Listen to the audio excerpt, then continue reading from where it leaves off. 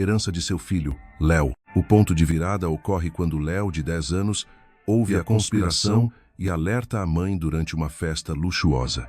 A história escala de um suspense psicológico para uma operação policial tensa, culminando na prisão da família criminosa e no recomeço de Beatriz, e um tremor violento percorreu o metal frio do telefone escondido dentro da bolsa de seda, disparando um alerta instintivo que fez o sangue congelar instantaneamente.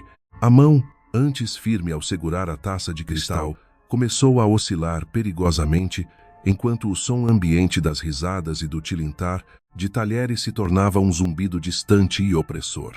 Beatriz sentiu um suor frio brotar na base de sua nuca, ignorando por um segundo o brinde pomposo que acontecia ao seu redor naquela noite de gala. Ela se afastou da mesa principal, onde seus sogros celebravam 50 anos de um casamento que todos descreviam como perfeito, mas que agora parecia uma fachada de vidro prestes a estilhaçar. O visor do aparelho iluminou seu rosto pálido com o nome de seu filho de apenas 10 anos, Léo, que deveria estar dormindo em segurança a quilômetros dali. Ao atender, a voz do menino não era o tom doce de costume, mas um sussurro carregado de um pânico tão puro que ela precisou se apoiar na parede de mármore do corredor para não desabar. Mãe, você precisa sair daí agora. Saia antes que seja tarde demais. As palavras de Léo saíram como facas afiadas, cortando o ar pesado do clube de luxo. Beatriz sentiu seus pulmões arderem, a respiração ficando curta e entrecortada, enquanto tentava processar o desespero na voz da criança que ela mais amava no mundo. O que está acontecendo, Léo? Por que você está dizendo isso? Onde está o seu tio?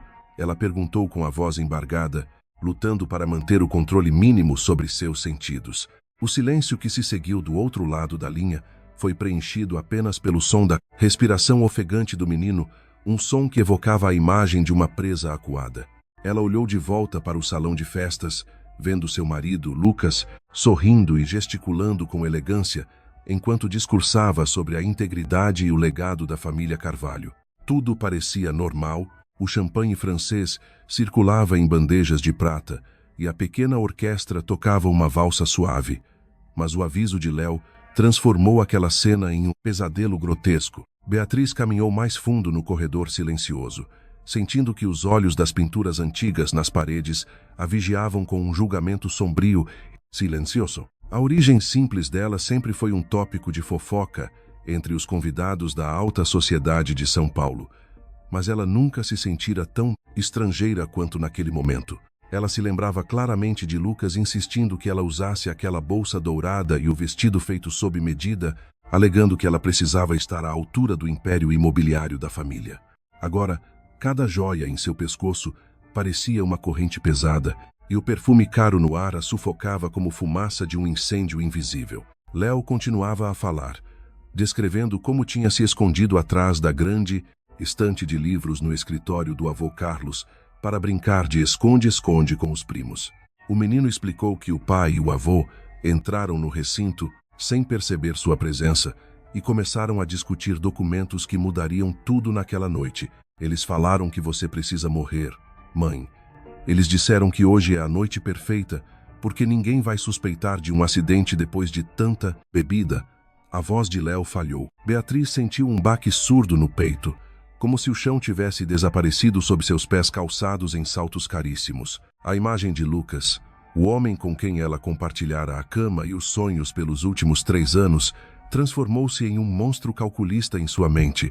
Léo, a ganância dos Carvalho não conhecia limites, e a vida de Beatriz era apenas um obstáculo descartável no caminho para o controle total daquela fortuna. Ela apertou o telefone contra o ouvido, sentindo as lágrimas quentes começarem a turvar sua visão, enquanto a realidade de sua situação se revelava em toda a sua monstruosidade.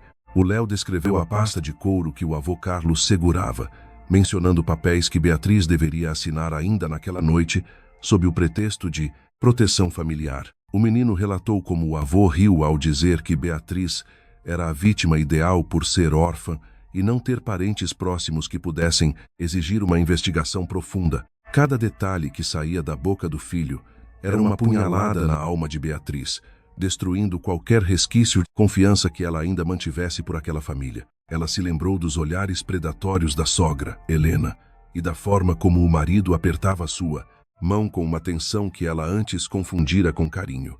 Tudo tinha sido uma encenação meticulosa, um teatro de horror, onde ela era a única que não conhecia o roteiro final. A urgência de tirar o filho daquela casa e garantir sua própria sobrevivência tornou-se um instinto primitivo que dominou todos os seus pensamentos.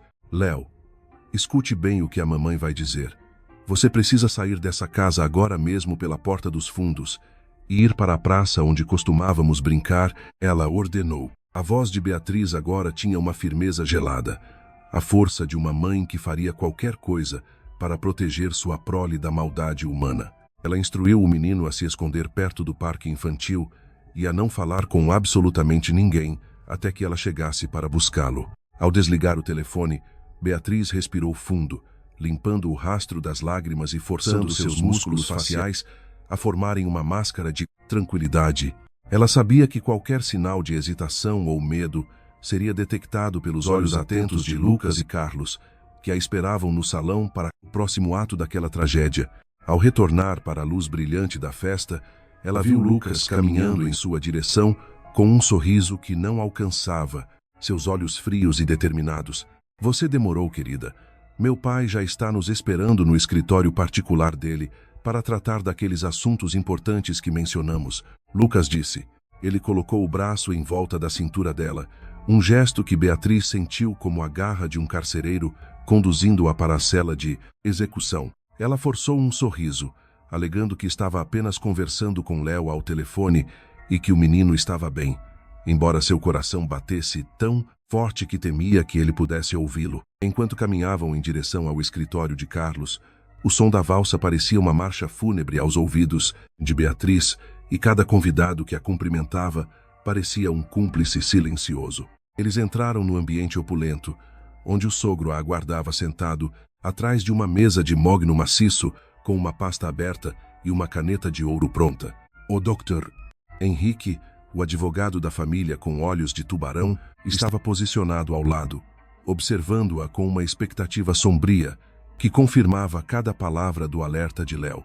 Silêncio dentro do escritório particular era tão espesso que Beatriz podia ouvir o tic-tac ensurdecedor do relógio de ouro na parede, marcando os segundos que restavam de sua vida como ela a conhecia.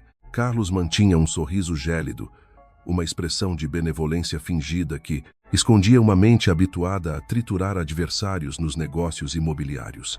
Beatriz sentiu o toque de Lucas em suas costas, uma pressão leve mas possessiva, que agora ela reconhecia como a marca de um predador, garantindo que sua presa não escapasse. Dr. Henrique, o advogado com olhos de vidro, deslizou uma caneta tinteiro pesada sobre a superfície de Mogino, cujos reflexos pareciam poças de sangue sob a luz suave do abajur.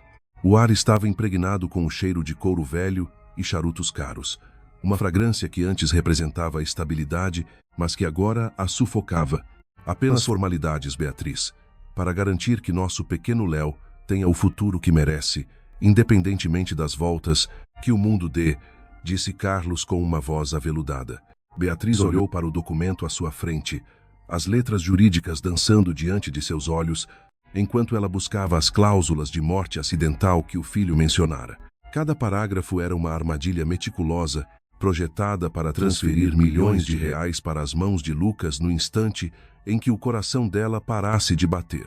Ela sentia o suor frio escorrer entre suas omoplatas, lutando para manter a mão firme enquanto fingia ler cada linha com atenção fingida. Lucas se inclinou sobre seu ombro, o hálito de champanhe e menta sussurrando promessas de segurança que ela sabia serem sentenças de morte. 5 milhões de reais, Beatriz, é uma quantia que mudaria a vida de qualquer criança, Lucas murmurou, sua voz carregada de uma urgência que ele tentava disfarçar como zelo. Beatriz percebeu que eles tinham pressa, uma necessidade quase febril de obter sua assinatura antes que o brinde final da festa terminasse. Ela olhou para o relógio, imaginando Léo correndo pela escuridão do jardim, uma pequena sombra fugindo de uma mansão repleta de monstros. Carlos tamborilava os dedos na mesa, um ritmo impaciente que revelava a rachadura em sua fachada de avô carinhoso. A menção à Estrada da Serra, feita de forma tão casual pelo sogro momentos antes, ecoava em sua mente como o som de pneus derrapando no abismo. Nunca assinei algo tão importante. Antes, minha cabeça está girando com tantos números e termos legais, Beatriz disse, forçando um tom de vulnerabilidade.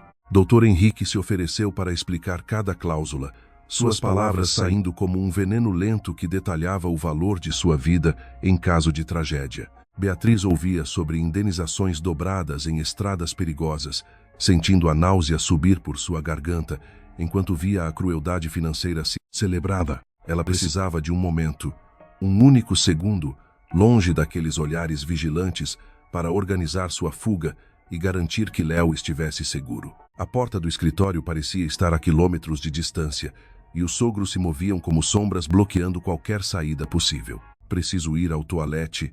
A emoção da festa e esses papéis me deixaram um pouco tonta, ela murmurou, levantando-se com uma fragilidade ensaiada. Lucas fez menção de acompanhá-la, mas Carlos o deteve com um gesto imperceptível, confiando que a armadilha era sólida demais para ela escapar. Beatriz caminhou pelo corredor com passos medidos, sentindo o peso das joias de família contra sua pele como se fossem grilhões.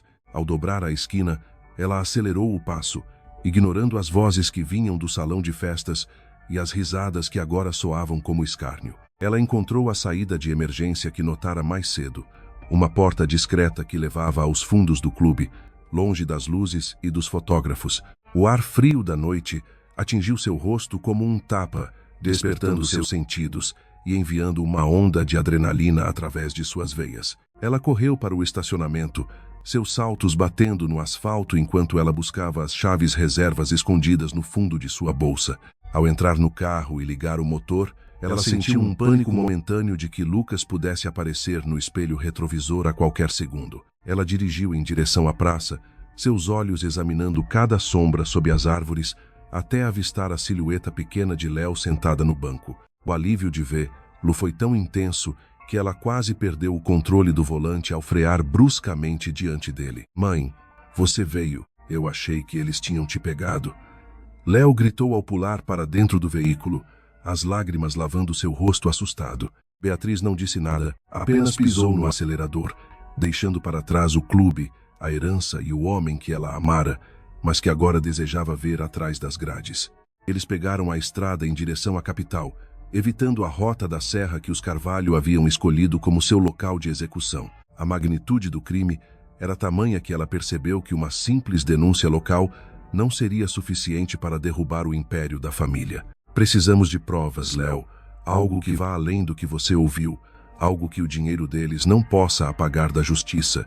Beatriz sussurrou. Ela começou a pesquisar advogados criminalistas que não tivessem laços com os negócios imobiliários dos sogros, encontrando o nome do doutor, Marcos. Enquanto o sol começava a surgir no horizonte, Beatriz olhou para o celular e viu centenas de mensagens de Lucas que passavam de preocupação fingida para ameaças veladas. O medo de serem encontrados era constante, mas a determinação de Beatriz estava se transformando em uma fúria fria e calculada. Ela sabia que a luta estava apenas começando e que os Carvalho usariam cada centavo de sua fortuna para caçar luz. Na manhã seguinte, no escritório do doutor Marcos, Beatriz sentiu uma pontada de esperança ao ver a seriedade com que o advogado tratava seu caso. No entanto, a revelação que ele estava prestes a fazer sobre o passado de Lucas faria seu coração parar por um instante de puro horror. Havia um padrão, uma trilha de sombras que Beatriz nunca notara e que agora ameaçava tragá-la para um abismo ainda mais profundo. O advogado abriu uma pasta antiga e deslizou uma fotografia de uma mulher jovem, com traços que lembravam assustadoramente os de Beatriz. Antes de você, Beatriz, houve outra, e o destino dela foi selado exatamente naquela mesma estrada da serra que seu sogro mencionou com tanto carinho. O escritório do doutor Marcos parecia ter sido sugado para fora, deixando Beatriz em um vácuo de descrença e pavor absoluto. A fotografia sobre a mesa de vidro mostrava uma mulher sorridente, com o mesmo brilho de esperança que Beatriz um dia carregou, mas que agora fora substituído por uma sombra de morte. Paula era o nome dela, e a semelhança física não era mera coincidência, mas sim o perfil de uma vítima meticulosamente escolhida por uma família de predadores sociais. Beatriz sentiu uma náusea profunda ao compreender que Lucas não era apenas um marido ganancioso, mas um assassino em série que usava o casamento como um contrato de execução lucrativo. A revelação de que houve uma esposa anterior, morta exatamente na mesma estrada da serra 5 anos antes, fez com que as peças do quebra-cabeça se encaixassem de forma cruel. Léo apertou a mão da mãe, sentindo o tremor que percorria o corpo dela enquanto o Dr. Marcos explicava os detalhes sombrios do arquivamento daquele caso. Na época, a morte de Paula fora tratada como uma fatalidade causada pela chuva e pela imprudência, mas agora, com o relato de Léo, o padrão de comportamento da família Carvalho se tornava inegável. O advogado revelou que Paula também assinara uma apólice de seguro de vida vultosa, semanas antes do acidente, um espelhamento macabro do que estava prestes a acontecer com Beatriz. O silêncio que se seguiu foi quebrado apenas pelo som da chuva batendo na janela do escritório, evocando a mesma atmosfera fúnebre da noite em que Paula se foi. Beatriz olhou para o próprio reflexo no vidro da mesa e viu o rosto de uma mulher que estava marcada para morrer, uma peça descartável em um império de mentiras. Ela questionou como pudera ser tão cega para não perceber a frieza por trás dos sorrisos de Lucas e a altivez calculista de Helena. Dr. Marcos informou que a família Carvalho estava enfrentando uma crise financeira silenciosa, com dívidas bancárias que ameaçavam desmoronar o prestígio dos sogros. A herança de Léo, avaliada em 20 milhões de reais, era a única boia de salvação para aquele império imobiliário falido, e a morte de Beatriz era o meio necessário para alcançá-la.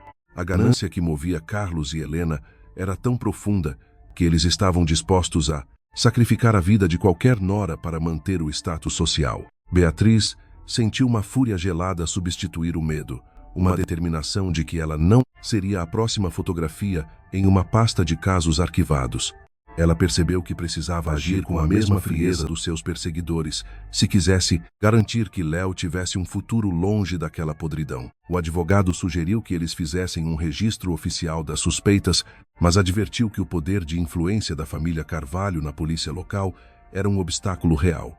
Enquanto discutiam os próximos passos, o telefone de Beatriz vibrou novamente, mas desta vez era uma notificação de rastreamento bancário. Lucas estava tentando acessar as contas conjuntas e monitorar os gastos dela para localizar onde estavam escondidos. A caçada estava se intensificando, e Beatriz sabia que o tempo de se esconder em hotéis de beira de estrada estava chegando ao fim. Dr. Marcos propôs uma estratégia ousada. Eles deveriam usar a própria armadilha dos Carvalho contra eles, fingindo que Beatriz ainda era a vítima ingênua que eles esperavam. A ideia era atrair Lucas para uma confissão direta, algo que nem mesmo os seus contatos poderosos poderiam apagar ou ignorar. Léo ouvia tudo com uma maturidade que partia o coração de Beatriz. Isca era perigoso e exigia uma precisão cirúrgica para que nada desse errado na estrada da serra. Beatriz aceitou o risco. Beatriz fez a ligação que mudaria o rumo da investigação, sua voz fingindo um mal-estar e uma confusão mental que Lucas logo identificou como fraqueza. Ela marcou o encontro na casa de campo da família, o lugar isolado que servia de cenário perfeito para os crimes dos Carvalho. Ao desligar, ela olhou para Léo e prometeu que aquela seria a última vez que eles teriam medo daquelas pessoas. Mas ao sair do escritório, Beatriz notou um carro preto estacionado do outro lado da rua, com vidros escuros que pareciam observar-los atentamente. O pânico voltou a subir por sua garganta quando ela percebeu que o cerco estava se fechando muito mais rápido do que a polícia poderia agir. Beatriz apressou o passo em direção ao estacionamento, mas o veículo preto começou a se mover lentamente, mantendo a mesma distância constante. Ela entrou no carro e arrancou com violência, sentindo que os olhos de Lucas estavam em toda parte, vigiando cada movimento seu. A sensação de que eles nunca estiveram realmente seguros tomou conta de seus sentidos, e a imagem da estrada da serra agora parecia um destino inevitável. Ao olhar pelo retrovisor, ela viu o motorista do outro carro baixar o vidro por um breve segundo, revelando um rosto que ela não via há anos, mas que trazia uma mensagem de morte muito mais imediata do que a de Lucas. O vidro fumê desceu lentamente, revelando as feições de Roberto, o irmão de Lucas, cujo olhar não carregava a hospitalidade forçada de outrora, mas uma frieza metálica que paralisou os sentidos de Beatriz. Ele não deveria estar ali na capital, vigiando o escritório de um advogado criminalista, a menos que a rede de espionagem da família Carvalho fosse muito mais extensa do que as câmeras de segurança da mansão. Beatriz sentiu o volante escorregar em suas mãos suadas, enquanto Roberto fazia um gesto de não com a cabeça, um aviso silencioso de que cada passo dela estava sendo catalogado em tempo real. O pânico de Léo ao ver o tio foi imediato. O menino se encolheu no banco do passageiro, reconhecendo no rosto do parente a mesma ameaça que ouvira nas sombras do escritório do avô Carlos. Beatriz engatou a marcha com violência e arrancou, sentindo o motor rugir como se compartilhasse seu desespero, enquanto via pelo retrovisor que Roberto não a seguia, apenas permanecia parado, como um marcador de território. Aquele encontro fortuito confirmou que não havia refúgio seguro enquanto o império imobiliário dos Carvalho estivesse de pé, pois o dinheiro deles comprava olhos em cada esquina da cidade. Beatriz dirigiu sem rumo por alguns minutos, tentando despistar qualquer outro possível vigia, antes de retornar ao hotel discreto para organizar os documentos que o doutor Marcos lhe entregara. Ela espalhou as cópias das investigações sobre a cama, comparando os registros financeiros da empresa de Carlos com as datas dos seguros de vida feitos em nome de Paula. Yorguês. A empresa sofria um rombo financeiro, um casamento apressado acontecia, e meses depois, um acidente trágico na serra injetava milhões de reais no caixa da família. Beatriz sentiu um calafrio ao perceber que ela era a peça final de um ciclo de sacrifícios humanos feitos no altar da ganância corporativa. O Dr. Marcos ligou 10 minutos depois, sua voz soando urgente e carregada de uma gravidade que Beatriz nunca ouvira em um profissional do direito. Ele explicou que a presença de Roberto no escritório significava que o segredo profissional fora violado ou que a família já monitorava as buscas online de Beatriz sobre Paula. A estratégia de fingir ignorância precisava ser acelerada, ou eles seriam capturados antes mesmo de chegarem à Delegacia Federal para oficializar a denúncia. Beatriz olhou para Léo, que tentava manter a coragem montando um pequeno quebra-cabeça no chão do quarto, e percebeu que a inocência do filho era a única coisa que ainda a mantinha sã.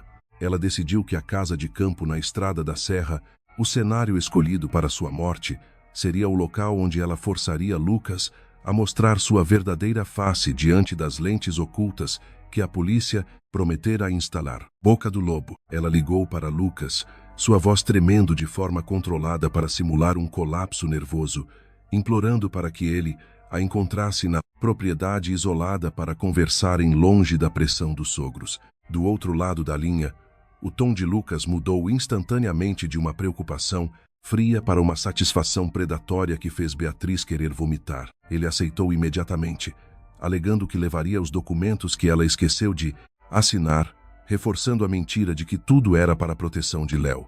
Beatriz desligou o aparelho e sentiu o peso da traição esmagar seus ombros, lembrando-se de cada beijo e cada promessa de amor que agora soavam como o tilintar de moedas de prata. Durante a preparação para a viagem, Beatriz recebeu a visita de 2 agentes federais à paisana, coordenados pelo delegado que o Dr. Marcos contatara em sigilo total. Eles instalaram um microfone minúsculo na costura de seu casaco e um rastreador GPS de alta precisão dentro do salto de seu sapato, garantindo que estariam a menos de 5 minutos de distância.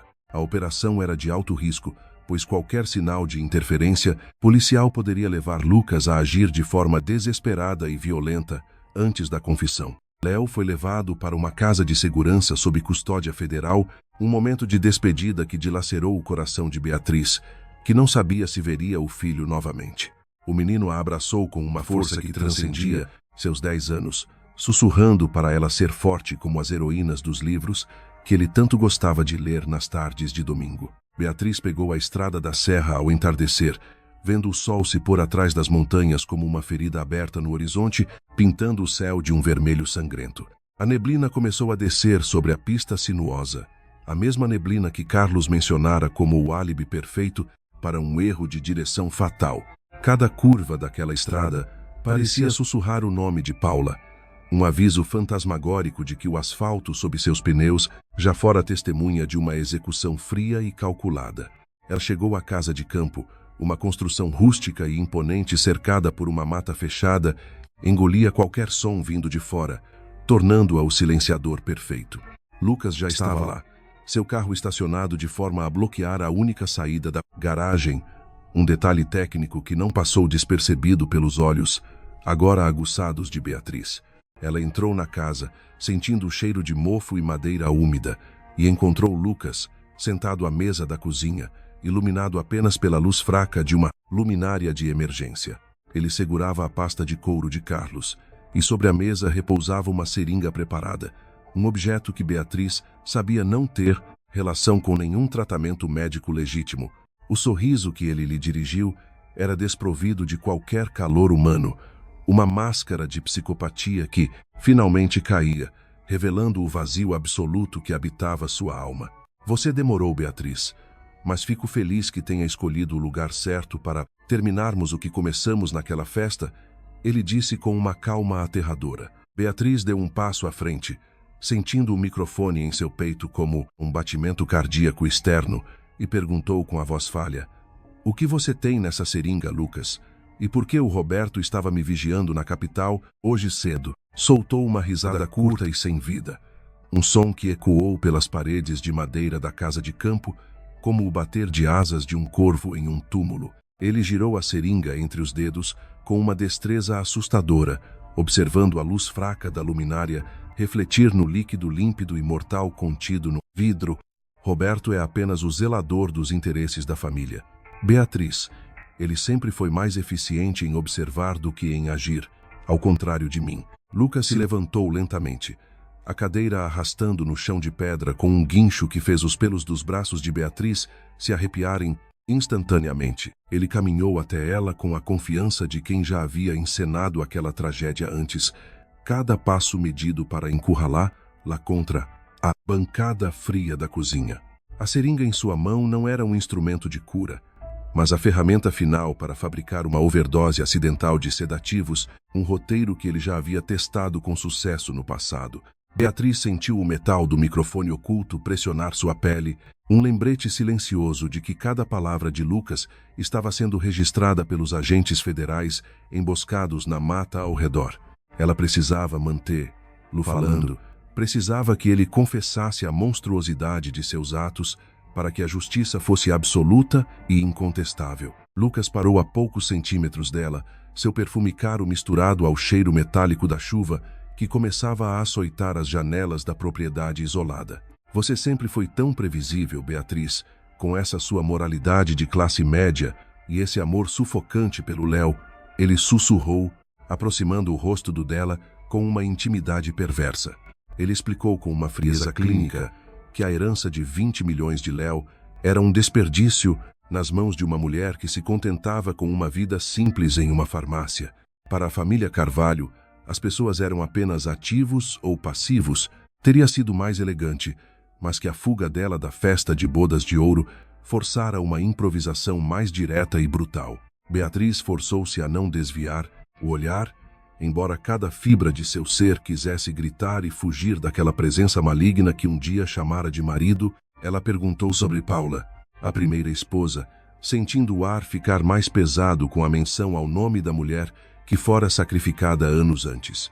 Lucas sorriu com um orgulho doentio, descrevendo como Paula fora seu primeiro trabalho a solo, uma lição de eficiência que impressionara até mesmo o exigente Carlos. Ele detalhou como drogara a bebida de Paula durante um jantar romântico, carregando-a inconsciente para o carro antes de lançá-lo no abismo da serra, sob a cobertura de uma tempestade. A confissão fluía dele como um veneno liberado, uma arrogância de quem se sentia intocável por trás do poder e do dinheiro de seu sobrenome. Ele estendeu o braço para segurar o de Beatriz, a seringa brilhando perigosamente, enquanto ele a instruía a não resistir, para que o fim não fosse desnecessariamente doloroso. Beatriz sentiu uma onda de pavor ao perceber que os agentes federais ainda não haviam dado o sinal de invasão. O tempo parecia ter congelado naquele cubículo de horror. Ela recuou um passo, batendo as costas contra a porta da despensa, e perguntou em um sussurro desesperado o que aconteceria com Léo após a morte dela. Lucas deu um passo à frente, a ponta da agulha quase tocando de Léo, mantendo-o sedado e isolado em uma clínica de luxo, enquanto Lucas dissipava a herança para cobrir os rombos financeiros do império imobiliário. Beatriz sentiu o suor escorrer por seu rosto, seus olhos fixos na seringa, enquanto Lucas aplicava uma pressão firme em seu pulso, preparando-se para o golpe final. Nesse exato momento, um clarão súbito vindo das janelas iluminou a cozinha, seguido pelo som ensurdecedor de metal sendo estilhaçado e gritos de comando que romperam o isolamento da serra. Lucas congelou, sua expressão de controle absoluto transformando-se em um pavor abjeto ao perceber que a casa estava sendo invadida por dezenas de agentes armados. Ele tentou usar Beatriz como escudo humano, puxando-a bruscamente para frente, enquanto a seringa voava longe, chocando-se contra o chão de pedra e espalhando o líquido mortal. No entanto, ao olhar para a porta principal sendo derrubada, Beatriz viu não apenas o delegado, mas uma figura inesperada surgindo das sombras com uma arma na mão e um olhar de vingança que não pertencia à polícia. A silhueta que emergiu da névoa e dos estilhaços da porta principal não era apenas mais um agente do destacamento federal, mas sim o rosto de um passado que Lucas julgava ter enterrado sob 7 palmos de terra. Diego Santos, o irmão mais novo de Paula, a primeira vítima daquela linhagem de sangue e ganância, segurava a arma com uma precisão cirúrgica, os olhos fixos no homem que destruíra sua família. Anos antes, Lucas cambaleou para trás, soltando Beatriz com um movimento brusco de repulsa, enquanto o pânico puro substituía qualquer vestígio de sua arrogância habitual. Beatriz caiu de joelhos no chão de pedra, a respiração voltando em rajadas dolorosas, enquanto via o cerco se fechar definitivamente ao redor do marido que agora parecia um animal acuado. A cozinha, antes um cubículo de morte silenciosa, transformou-se em um cenário de caos controlado, com feixes de lanternas táticas cruzando o ar saturado de poeira e pólvora. Lucas olhou desesperadamente ao redor, percebendo que a seringa estilhaçada no chão era o símbolo de sua derrota completa diante das lentes e microfones que haviam registrado cada uma de suas confissões diabólicas. Diego Santos deu um passo à frente, ignorando as ordens de recuo dos policiais, sua voz saindo como um trovão de justiça reprimida por meia década. Você achou que o seguro de vida de Paula seria o fim da história, mas eu passei cada dia dos últimos 5 anos esperando por este momento, gritou o homem, a mão firme apesar da adrenalina. O delegado responsável pela operação interveio rapidamente, posicionando-se entre Diego e Lucas, enquanto outros agentes algemavam o criminoso com uma eficiência gélida. Lucas ainda tentou articular uma defesa patética, alegando que tudo não passava de uma encenação ou de um mal-entendido jurídico, mas o peso das evidências gravadas era uma sentença irrevogável. Beatriz foi amparada por uma agente feminina que a conduziu para fora daquela casa que agora cheirava a traição e conspiração desmascarada. Do lado de fora, a estrada da serra, que deveria ser o local de seu último suspiro, estava iluminada pelas luzes azuis e vermelhas das viaturas, um espetáculo de ordem que rompia a escuridão da serra. Enquanto Lucas era colocado no banco traseiro de um camburão, o delegado informou a Beatriz que a operação estava longe de terminar naquela propriedade isolada. Na capital, equipes simultâneas já haviam invadido a mansão de Carlos e Helena, encontrando o patriarca tentando destruir registros financeiros que detalhavam décadas de fraudes de seguro. Beatriz sentiu um alívio momentâneo, mas a preocupação com Léo ainda era uma chama ardente em seu peito, uma necessidade física de abraçar o filho, garantir que o pesadelo realmente chegara ao fim. Ela olhou para Diego Santos, que agora conversava com os investigadores, percebendo que sua coragem e a de Léo haviam aberto uma ferida que finalmente sangraria toda a podridão da família Carvalho. Contudo, a calmaria foi subitamente interrompida por um rádio que chiava mensagens urgentes vindo da central móvel estacionada na entrada da mata. O rosto do delegado empalideceu ao ouvir os relatórios vindos da mansão na capital, onde a prisão de Helena tomara um rumo inesperado e violento. A matriarca, em um último ato de desespero e poder, não se entregara pacificamente, revelando uma rede de proteção que chegava a níveis alarmantes do governo estadual. Além disso, Roberto, que Beatriz vira vigiando o escritório do advogado na capital, havia desaparecido do radar policial pouco antes da invasão sincronizada. O pavor voltou a paralisar Beatriz quando o delegado recebeu a informação de que a casa de segurança onde Léo estava escondido fora alvo de um ataque coordenado. Eles foram atrás do menino, gritou Beatriz, tentando correr em direção à viatura, mas sendo contida pelos braços fortes dos agentes que a cercavam. A guerra dos Carvalho contra a verdade estava entrando em sua fase mais perigosa, onde o dinheiro e a influência eram usados como armas de retaliação imediata. Lucas, dentro do camburão, esboçou um sorriso sinistro ao ver o pânico de Beatriz, como se soubesse que os tentáculos de sua família eram mais longos do que qualquer algema. O delegado ordenou a mobilização total das equipes de resposta rápida, mas a névoa da serra e a distância da capital jogavam contra eles naquele momento crítico. Beatriz sentiu o mundo girar, novamente, percebendo que a prisão de Lucas fora apenas a primeira batalha de uma guerra que agora ameaçava o que ela tinha de mais precioso. O grito de Beatriz rasgou o silêncio da serra, um som de agonia pura que pareceu fazer a própria neblina recuar por um instante. O delegado segurou-a pelos ombros com firmeza, tentando transmitir uma calma que seus próprios olhos negavam, enquanto as luzes das viaturas refletiam no rosto pálido da mulher. Precisamos de uma unidade aérea agora. O cerco à casa de segurança foi rompido e o alvo secundário foi levado. O policial gritava ao rádio, sua voz sobrepondo-se ao ruído estático e aos trovões distantes. Beatriz sentia o chão oscilar, a imagem de Léo sendo arrancado de sua proteção por homens pagos pelos Carvalho, queimando em sua mente como ferro em brasa. Lucas, observando tudo da janela reforçada do camburão, soltou uma gargalhada abafada, um som vitorioso que confirmava que a prisão dele fora apenas um sacrifício calculado no tabuleiro de xadrez da família. Ele está com o Roberto. Eu sei que está, Beatriz exclamou, desvencilhando-se do delegado, correndo em direção ao carro de patrulha mais próximo. Ela lembrava-se do olhar de Roberto na capital, aquela frieza de quem não aceitaria a derrota sem antes destruir o que a vítima mais amava. O delegado deu ordens rápidas para que Beatriz fosse colocada em uma viatura blindada, iniciando uma perseguição frenética pela estrada da serra em direção ao ponto de encontro provável dos sequestradores. A chuva intensificou-se, cada curva fechada era um lembrete macabro de que a morte ainda rondava aquela família, mudando apenas de alvo para atingir o coração da única sobrevivente. Dentro da viatura, o rádio não parava de cuspir informações fragmentadas sobre a fuga de Roberto e o paradeiro de Léo.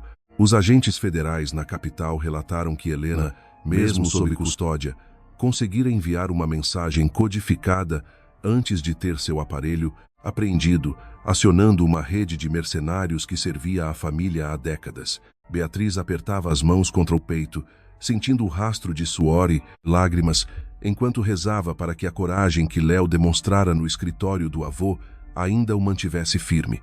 Ela percebeu que a ganância do Zé Carvalho não era apenas financeira, era uma patologia que exigia a aniquilação total de qualquer um que ousasse desafiar seu império de papel e sangue. A perseguição levou-os a um antigo galpão industrial desativado na periferia da capital, um local que Carlos usava anos atrás para lavagem de dinheiro e armazenamento de materiais de construção superfaturados. As viaturas aproximaram-se com as sirenes desligadas, movendo-se como predadores na escuridão urbana, enquanto Beatriz observava cada sombra, buscando o vulto pequeno de seu filho. O delegado posicionou os atiradores de elite nos telhados vizinhos, o silêncio pesado sendo interrompido apenas pelo som da chuva batendo nas chapas de zinco enferrujadas. Beatriz foi mantida na linha de retaguarda, mas seus olhos estavam fixos na porta principal, onde um carro preto idêntico ao que Roberto usara estava estacionado. Súbito, uma voz amplificada ecoou de dentro do galpão, a voz de Roberto, mas sem a polidez fingida das festas de gala dos Carvalho. Se qualquer agente der um passo à frente, o herdeiro de 20 milhões não chegará ao próximo aniversário, ele ameaçou, sua voz carregada de um ponto desespero que o tornava mais perigoso do que Lucas. Beatriz sentiu o coração parar, o mundo reduzido ao som daquela ameaça que pairava sobre a vida de Leo. O delegado tentou iniciar uma negociação, mas Roberto exigia a libertação imediata de Lucas e um corredor de fuga seguro para fora do país, usando o menino como sua única e última moeda de troca. Beatriz percebeu que a polícia hesitaria, presa por protocolos de segurança, enquanto Roberto não tinha nada a perder após a queda do império da família. Ela aproveitou um momento de distração dos agentes que a vigiavam, deslizou para fora da viatura, movendo-se por trás de uma pilha de containers empilhados no pátio. Sua origem simples e os anos de trabalho duro deram-lhe uma agilidade que os Carvalho sempre subestimaram, permitindo que ela encontrasse uma entrada lateral estreita. Ao entrar no galpão, o cheiro de óleo e poeira invadiu seus pulmões, e ela viu, sob a luz fraca de um refletor pendurado, Roberto segurando Léo pelo braço, enquanto o menino lutava bravamente para se soltar. Léo viu a mãe nas sombras e seus olhos brilharam com um sinal de reconhecimento que Beatriz implorou silenciosamente para que ele não revelasse. Ela pegou um cano de ferro pesado que estava caído no chão, movendo-se com a furtividade de uma leoa protegendo sua cria. Roberto continuava a gritar com os negociadores lá fora, de costas para a entrada lateral, sem perceber que a mulher que ele considerava uma empregada de farmácia estava a poucos metros de distância, pronta para desferir o golpe da justiça. Beatriz levantou a barra de ferro, mas antes que pudesse agir, o som de um gatilho sendo destravado logo atrás de sua orelha fez seu sangue congelar novamente. Uma decisão errada, e nenhum de vocês sai vivo daqui, Nora, sussurrou a voz de Helena, que de alguma forma conseguira escapar ou subornar seu caminho para fora da custódia inicial. O cano de ferro deslizou das mãos de Beatriz, produzindo um som abafado ao atingir o chão coberto de serragem, enquanto o hálito gélido de Helena roçava sua nuca. A voz da matriarca dos Carvalho, destituída de qualquer polidez social, soava como o rastejar de uma serpente em solo seco, carregada de um veneno acumulado por décadas de impunidade.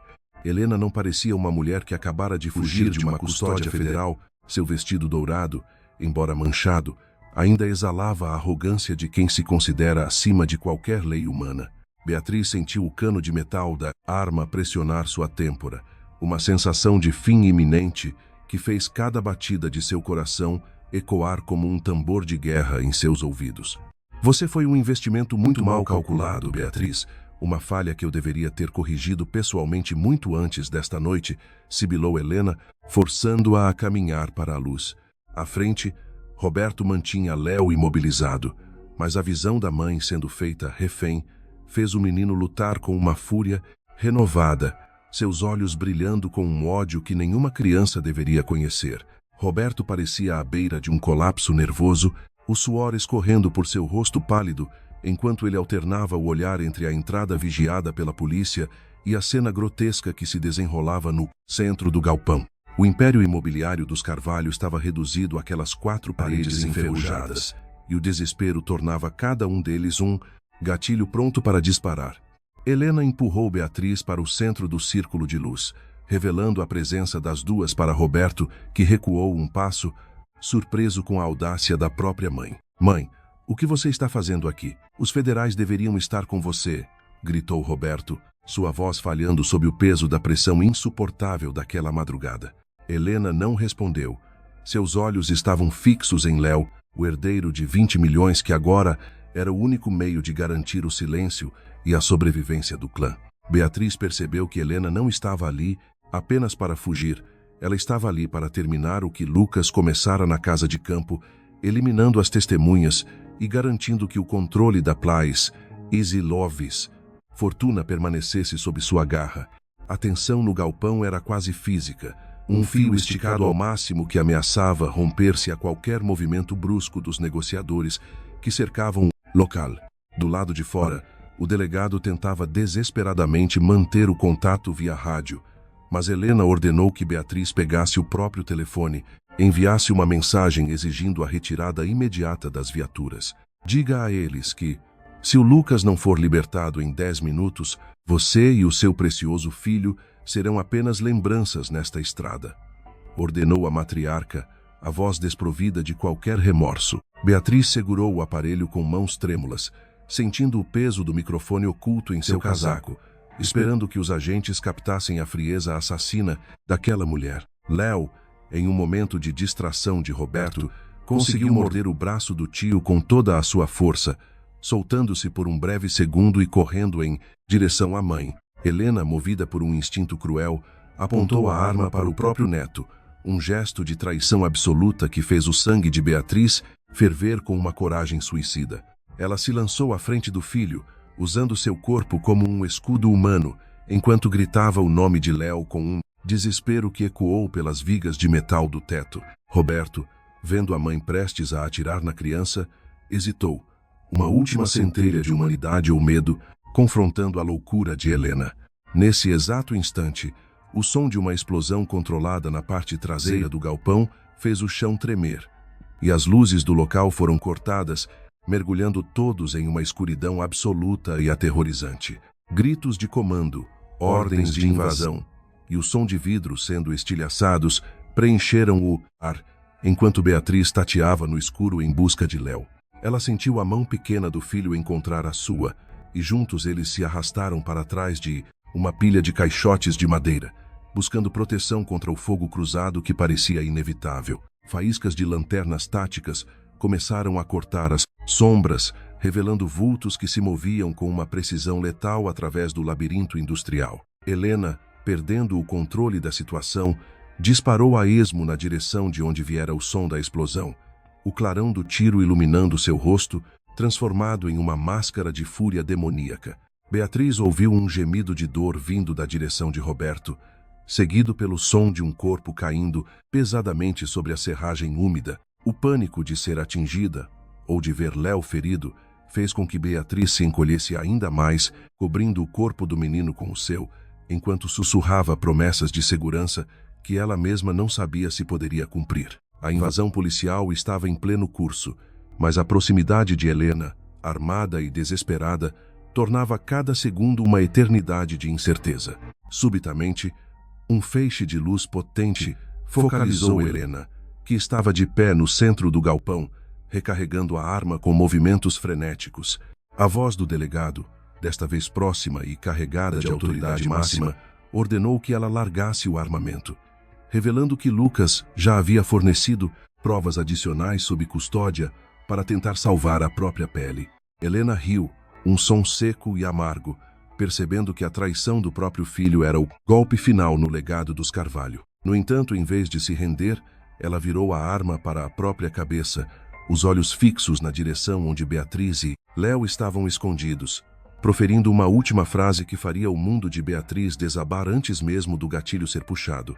O cano da arma pressionado contra a têmpora de Helena reluziu sobre o feixe da lanterna tática, enquanto o silêncio no galpão se tornava absoluto, interrompido apenas pelo som da chuva, fustigando o telhado de zinco. Beatriz, encolhida atrás dos caixotes com Léo, sentiu o ar escapar de seus pulmões quando a matriarca fixou os olhos nela com um desprezo final e proferiu as palavras que mudariam tudo.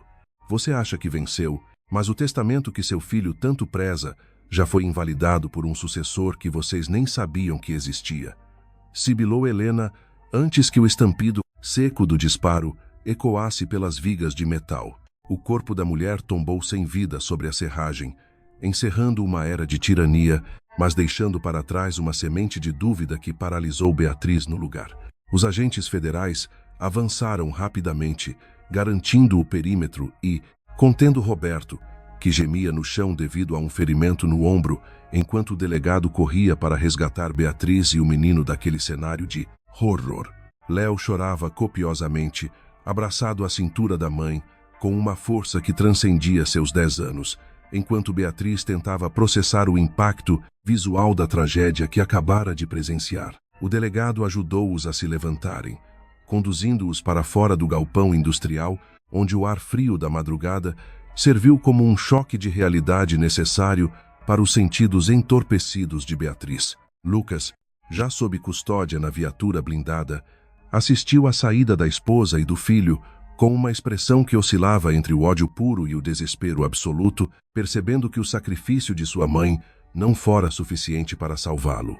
Beatriz ignorou o marido, focando inteiramente em Léo, cujos olhos brilhavam com o trauma de ter visto sua própria avó tentar assassiná-lo antes de tirar a própria vida. A investigação se expandiu nas horas seguintes, transformando a mansão dos Carvalho em uma cena de crime que revelou décadas de podridão financeira e moral. Nos arquivos secretos de Carlos, a polícia encontrou registros de pelo menos 12 casos de mulheres jovens e órfãs que, como Beatriz e Paula, foram usadas como ferramentas de capitalização através de seguros de vida e heranças manipuladas. A operação industrial de assassinatos por interesse era tão vasta que envolvia até mesmo o doutor Henrique, o advogado da família, que criava os nós legais necessários para garantir que as mortes parecessem acidentais e lucrativas.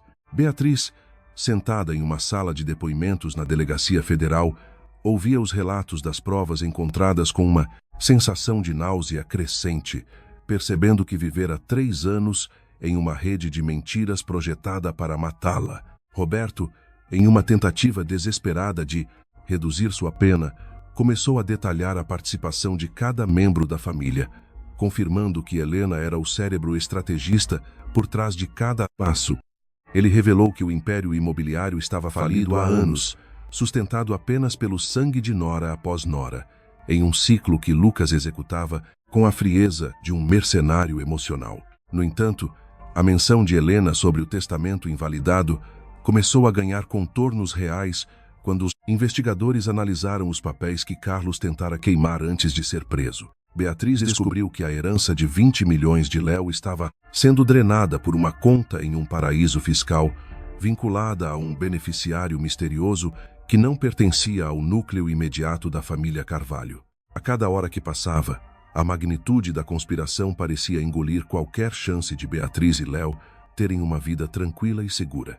O delegado informou que, apesar da prisão de Lucas, Carlos e Roberto, o dinheiro desviado dava poder a aliados ocultos que poderiam tentar vingar a queda do clã. Beatriz abraçou Léo no banco da delegacia, decidindo que não ficariam na cidade para serem alvos de retaliações futuras, percebendo que a bravura do menino fora o único motivo pelo qual eles não estavam hoje sepultados na Estrada da Serra.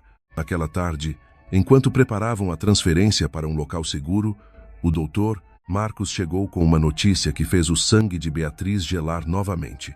Ele carregava um documento recém-descoberto nos arquivos do doutor Henrique, um contrato de adoção ilegal datado de 15 anos atrás, assinado por Helena e Carlos.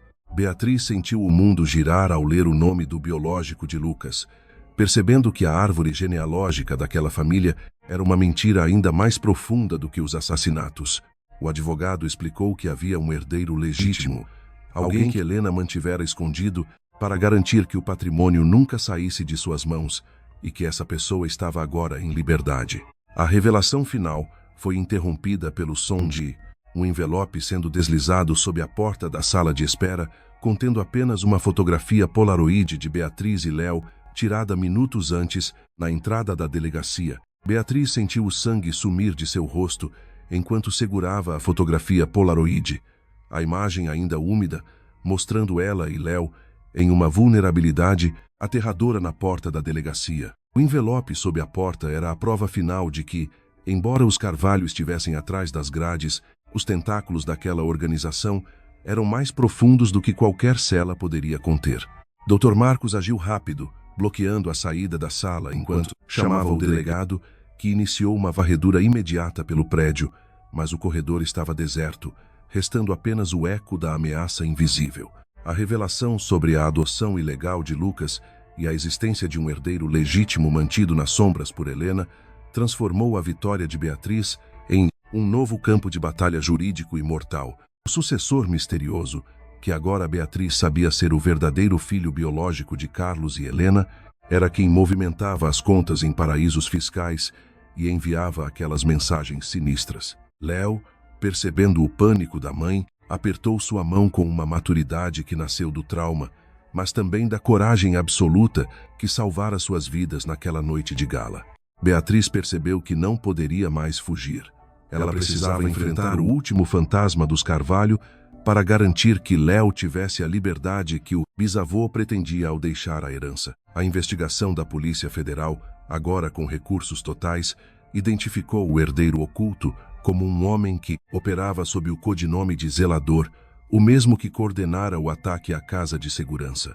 Ele fora criado longe dos holofotes, educado para ser o executor silencioso das dívidas de sangue da família, enquanto Lucas servia apenas como a face pública e sedutora. O delegado montou uma operação final de cerco eletrônico, rastreando a origem do sinal da transação bancária que tentava drenar os últimos milhões de reais de Léo. Beatriz foi levada para uma central de inteligência, onde assistiu, através de telas frias, a queda definitiva de todo o suporte logístico que mantinha o império imobiliário. O herdeiro legítimo foi localizado em um iate na costa de São Paulo, cercado antes que pudesse dar a ordem final de retaliação contra a nora que desafiara o clã. Com a prisão desse último elemento, a rede de corrupção que Helena construíra durante décadas desmoronou como um castelo de cartas podre. Lucas, Carlos e Roberto foram condenados a penas que garantiam que jamais veriam a luz do sol novamente, enfrentando o julgamento não apenas pelas tentativas contra Beatriz, mas pela morte de Paula e outras tantas vítimas. A verdade, por mais dolorosa e sangrenta que fora, finalmente libertou Beatriz do medo constante e da sombra da estrada da serra. 6 meses depois, o silêncio da manhã em uma pequena cidade litorânea era interrompido apenas pelo som suave das ondas, longe da opulência falsa dos perigos de São Paulo. Beatriz abriu sua pequena farmácia, voltando às suas origens humildes, mas agora com a paz de espírito de quem sabia que cada centavo era fruto de honestidade e não de sangue. Léo corria pela areia com um sorriso que recuperara a luz da infância, processando os traumas e transformando a dor em uma união que era inquebrável por qualquer herança ou testamento. A coragem de Léo, ao ouvir aquela conversa no escritório, tornou-se a lenda pessoal daquela pequena família, o lembrete de que o amor e a verdade sempre encontram um caminho. À noite, Beatriz sentava-se na varanda observando o pôr do sol, lembrando-se de como estivera perto de se tornar apenas mais uma fotografia em uma pasta de crimes arquivados. Ela olhou para Léo e percebeu que o verdadeiro legado não eram os 20 milhões de reais, mas a integridade e o respeito mútuo que os guiavam agora. O dinheiro da herança foi colocado em um fundo de educação rigorosamente vigiado, garantindo que o futuro do menino fosse construído sobre bases sólidas e distantes da ganância dos Carvalho. Beatriz e Léo eram agora mais ricos do que jamais foram entre as joias e brindes de champanhe, pois possuíam a riqueza suprema de dormir sem medo. O capítulo final daquela história de terror fora fechado, deixando para trás apenas a gratidão por estarem vivos e a certeza de que a coragem de uma criança salvara não só uma vida, mas o futuro de muitas outras.